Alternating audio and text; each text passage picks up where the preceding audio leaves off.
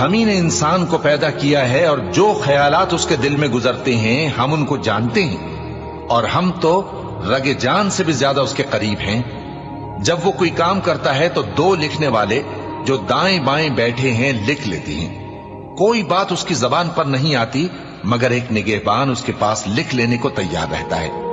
اور موت کی بے ہوشی حقیقت کھولنے کو طاری ہو گئی۔ اے انسان، یہی وہ حالت ہے جس سے تو بھاگتا تھا، اور سور پھونکا جائے گا، یہی عذاب کی دھمکی کا دن ہے۔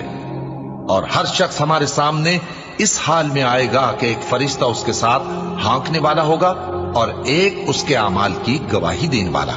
یہ وہ دن ہے کہ اس سے تو غافل ہو رہا تھا، اب ہم نے تجھ پر سے پردہ اٹھا دیا تو آج تیری نگاہ تیز ہے۔ اور اس کا ہم نشیں فرشتہ کہے گا کہ یہ اعمال نامہ میرے پاس تیار ہے۔ حکم ہوگا کہ ہر